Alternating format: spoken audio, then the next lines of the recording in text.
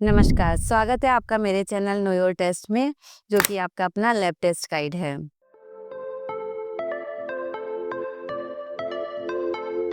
सोचिए अगर आपकी किडनी बोल सकती तो रोज आपको डांटती, अरे भाई इतना कम पानी क्यों पीते हो, हर दूसरे दिन पेन किलर क्यों खाते हो, और ये जिम वाले प्रोटीन शेक थोड़े कम कर लो यार। किडनी हमारी बॉडी की सबसे ओवरवर्क्ड और अंडर एप्रिशिएटेड ऑर्गन है, और ये 24/7 काम करती है। कोई छुट्टी नहीं, कोई ओवर टाइम नहीं, लेकिन अगर ये नाराज हो जाए तो सीधा हॉस्पिटल पहुंचा देती है। तो फ्रेंड्स, आज हम बात करेंगे रीनल फंक्शन टेस्ट या किडनी फंक्शन टेस्ट की, जिन्हें आरएफटी या केएफटी भी कहा जाता है, और ये जानेंगे कि ये क्या होते हैं, क्या क्यों जरूरी होते हैं, कैसे हम रिपोर्ट को पढ़े और कैसे हम हमारी किडनी को खुश रखें। अब हम सबसे पहले ये जान लेते हैं कि ये किडनी हमारे शरीर में कहाँ पर स्थित होती है। किडनी बीन शेप्ड मुट्ठी के आकार की दो छोटी स्ट्रक्चर होती हैं, जो कि हमारी रिब केज के नीचे और थोड़ा सा पीछे की साइड स्थित होती हैं। इनकी लेंथ 12 सेंटीमीटर होती है और इनका वजन 150 ग्राम होता है। और ये जो किडनी है ये दो पार्ट्स में डिवाइडेड होती है। इसका बाहर का पार्ट कॉर्टेक्स कहलाता है और अंदर का पार्ट मेडुला कहलाता है। जो बाहर का पार्ट कॉर्टेक्स है, इसके अंदर नेफ्रॉन नाम की बेसिक स्ट्रक्चरल यूनिट होती है, जो कि फिल्ट्रेशन का काम करती है। और इस नेफ्रॉन नाम की बेसिक स्ट्रक्चरल यूनिट में छोटी वेसल्स का गुच्छा होता है और एक ट्यूब्यूल्स होती है, जो कि ये ट्यूब्यूल आगे जाकर के कलेक्टिंग डक्ट और फिर यूरेटर में कनेक्ट हो जाती है। जब भी किडनी से ब्लड सर्कुलेट होता है तो ये नेफ्रॉन एक छलनी की तरह काम करता है और ये सारा ब्लड इस छलनी से पास होता है। हमारे टोटल ब्लड वॉल्यूम का करीब 400 गुना ब्लड पूरे दिन में किडनी में सर्कुलेट होता है, और ये नेफ्रॉन करीब 180 लीटर ब्लड को डेली फिल्टर करती है, जिसमें ये excess water, excess glucose, amino acid, urea, waste, इन सबको फिल्टर करके बाहर निकालती है।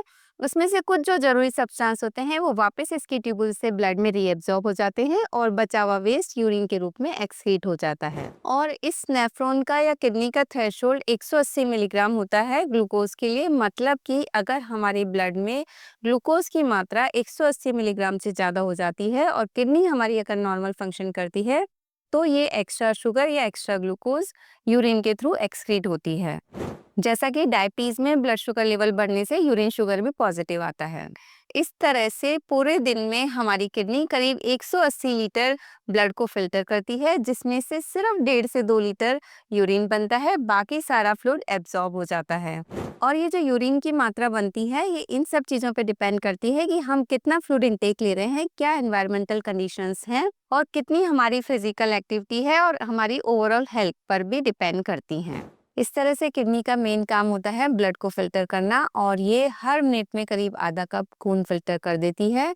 और इसके साथ ही एक्स्ट्रा मेटाबॉलिक वेस्ट जैसे कि urea, creatinine, uric acid, drugs, toxins, extra waste, water, इन सब चीजों को ये यूरिन के रूप में एक्सक्रीट कर देती है। इसके साथ ही किडनी के और भी कुछ जरूरी काम होते हैं, जैसे कि ये हमारे शरीर में फ्लूइड और इलेक्ट्रोलाइट बैलेंस करने का काम करती है।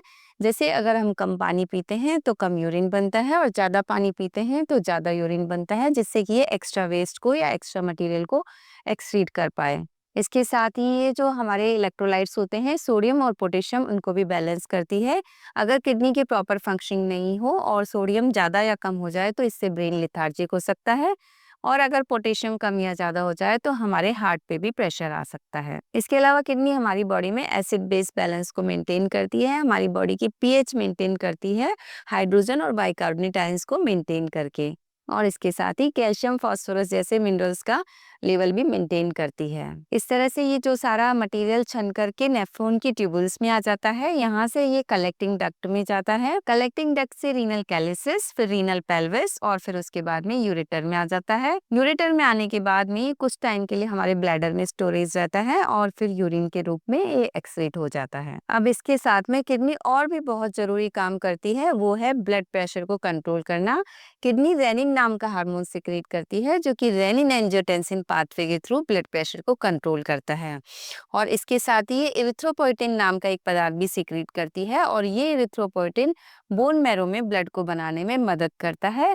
तो इस तरह से अगर किडनी की कोई डिजीज हो और इरिथ्रोपोइटिन कम हो जाए तो बोन मैरो में आरबीसीज भी कम बनेंगी और पेशेंट का हीमोग्लोबिन भी कम हो सकता है, जिसकी वजह से उससे एनीमिया हो सकता है। इसीलिए क्रॉनिक किडनी डिजीजेज में इरिथ्रोपोइटिन के इंजेक्शंस भी लगाने पड़ सकते हैं। इसके साथ ही ये विटामिन डी को भी एक्टिवेट करती है। विटामिन डी जो कि हमारे शरीर में सनलाइट की प्रेजेंस में स्किन में बनता है, वो किडनी में जाकर के अपनी एक्टिव फॉर्म में काम आता है। और ये विटामिन डी हमारी बोन्स की हेल्थ के लिए बहुत जरूरी होता है और इसका डिटेल एक्सप्लेनेशन आप मेरी विटामिन डी वाली वीडियो में देख सकते हैं। मतलब कि ये किडनी आपकी सिर्फ साफ सफाई नहीं करती, बल्कि आपकी बॉडी का पूरा हाउसकीपिंग डिपार्टमेंट है और उसके साथ ही आपकी बोन्स के लिए आपकी आरबीसी बनाने से लेकर के आपके ब्लड प्रेशर को कंट्रोल करने तक का भी काम करती है। अब आते हैं इसमें क्या क्या टेस्ट इन्वॉल्व होते हैं। आरएफटी या केएफटी में 4 मेन टेस्ट होते हैं जिन्हें कहा जाता है यूरिया, क्रेटिनिन, यूरिक एसिड और ईजीएफआर या ग्लोमेरुलर फिल्ट्रेशन रेट। और ये चारों टेस्ट बताते हैं कि आपकी किडनी कितनी मेहनत कर रही है। इसके अलावा कुछ और टेस्ट भी इसमें इंक्लूड होते हैं, जैसे कि कैल्शियम और इलेक्ट्रोलाइट, जिसमें सोडियम, पोटेशियम और क्लोराइड किए जाते हैं।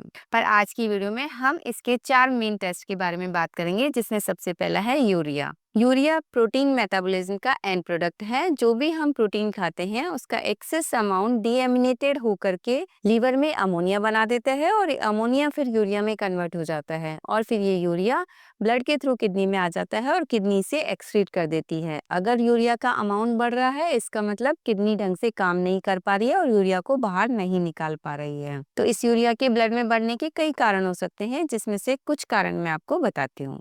अगर किसी भी वजह से किडनी में ब्लड फ्लो रिड्यूस हो जाए, जो कि हार्ट फेलियर में हो सकता है या ब्लड प्रेशर कम होने की वजह से हो सकता है, या फिर इसके अलावा किडनी की कोई डिजीज हो जिसमें कि किडनी फंक्शन नहीं कर पा रही हो, या यूरिनरी ट्रैक्ट का ऑब्स्ट्रक्शन हो जिससे कि किडनी यूरिन को बाहर नहीं निकाल पा रही है, इन सब कारणों से यूरिया का लेवल हमारे ब्लड में बढ़ सकता है। लेकिन इसके कुछ अन्य कारण भी हैं, जैसे कि डिहाइड्रेशन की वजह से ब्लड डाइल्यूट नहीं हो पाता तो यूरिया का कंसंट्रेशन बढ़ जाता है। हाई प्रोटीन डाइट लेने की वजह से यूरिया का प्रोडक्शन ज्यादा हो जाता है। जीआई ब्लीडिंग होने की वजह से प्रोटीन का कैटाबॉलिज्म बढ़ जाता है और यूरिया भी ज्यादा प्रोड्यूस होता है। या कुछ हाई कैटाबॉलिक स्टेट जैसे कि स्ट्रेस, ट्रॉमा, फीवर, इन सब में भी यूरिया का प्रोडक्शन बढ़ जाता है।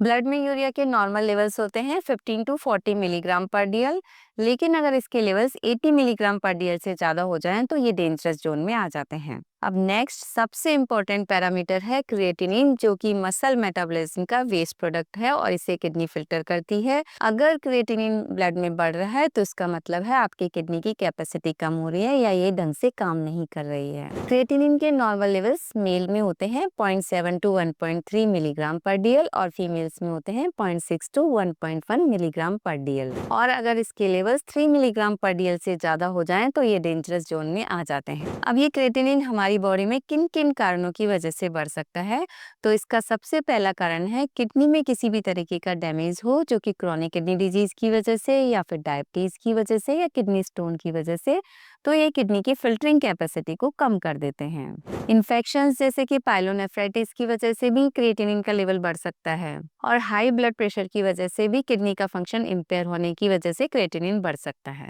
मसल डिसऑर्डर जैसे कि मस्कुलर डिस्ट्रॉफी में या फिर प्रेगनेंसी में कुछ कॉम्प्लिकेशन जैसे कि प्री एक्लेम्सिया जिसमें बीपी हाई हो जाता है, इनमें भी क्रिएटिनिन के लेवल बढ़ सकते हैं। अब इसके कुछ अन्य कारण भी हैं, जैसे कि डिहाइड्रेशन की वजह से भी क्रिएटिनिन का कंसंट्रेशन बढ़ सकता है। इंटेंस एक्सरसाइज की वजह से भी क्रिएटिनिन का लेवल बढ़ सकता है, लेकिन ये टेम्परेरी होता है, कुछ टाइम बाद ये बिल्कुल ठीक हो जाता है। और अगर आप हाई प्रोटीन डाइट ले रहे हैं तो भी क्रिएटिनिन का लेवल बढ़ जाता है। और जो पर्सन जिनका मसल मास ज्यादा होता है तो उनके बेसलाइन क्रिएटिनिन लेवल भी ज्यादा होते हैं। कुछ ड्रग्स जैसे कि डायूरेटिक्स, एंटीबायोटिक्स और पेन किलर्स भी किडनी के फंक्शन को इम्पेयर करते हैं, जिसकी वजह से भी क्रिएटिनिन के लेवल बढ़ सकते हैं। अब नेक्स्ट पैरामीटर आता है यूरिक एसिड, जो कि प्रोटीन और प्यूरिन के मेटाबॉलिज्म से बनता है। मैन में इसके नॉर्मल लेवल्स होते हैं 3.4 टू 7 मिलीग्राम पर डीएल और फीमेल्स में होते हैं 2.4 टू 6 मिलीग्राम पर डीएल। अगर इसके लेवल्स 9 मिलीग्राम पर डीएल से ज्यादा हो जाएं तो ये डेंजरस जोन में आ जाते हैं। अब ये जो यूरिक एसिड होता है ये दो तरीके से प्रोड्यूस होता है। एक तो एंडोजीनस होता है, मतलब कि ये हमारी बॉडी के लीवर, इंटेस्टाइन और मसल्स में और अदर टिश्यूज में प्रोड्यूस होता है। और एक होता है एक्सोजीनस, जो कि कुछ फूड्स में प्रेजेंट होता है, जैसे कि सी फूड, बियर और अल्कोहलिक बेवरेजेस में।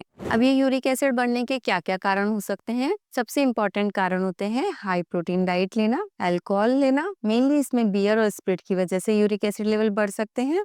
आप अगर शुगरी फूड्स ले रहे हैं या शुगरी ड्रिंक्स ले रहे हैं तो उससे भी यूरिक एसिड लेवल्स बढ़ सकते हैं डिहाइड्रेशन की वजह से। और इसके अलावा अगर आप रैपिड वेट लॉस करते हैं तो कुछ टाइम के लिए आपके यूरिक एसिड भी बढ़ सकते हैं। और अगर ये यूरिक एसिड बढ़ जाए और आपकी किडनी से फिल्टर ना कर पाए तो आपके जोड़ों में मतलब जॉइंट्स में पेन और स्वेलिंग हो सकता है, जिसमें सबसे पहले आपका ग्रेट टो का जॉइंट इफेक्ट होता है और वहां पे यूरिक एसिड डिपॉजिट होने की वजह से पेन और स्वेलिंग हो जाती है, जिसे गाउट कहा जाता है। इसीलिए गाउट के केसेस में डॉक्टर्स प्रोटीन डाइट को कम करने की सलाह देते हैं और साथ में ऐसी दवाएं देते हैं जो कि यूरिक एसिड के प्रोडक्शन को ही कम कर दें। अब नेक्स्ट इंपॉर्टेंट पैरामीटर होता है ईजीएफआर, मतलब कि ग्लोमेरुलर फिल्ट्रेशन रेट।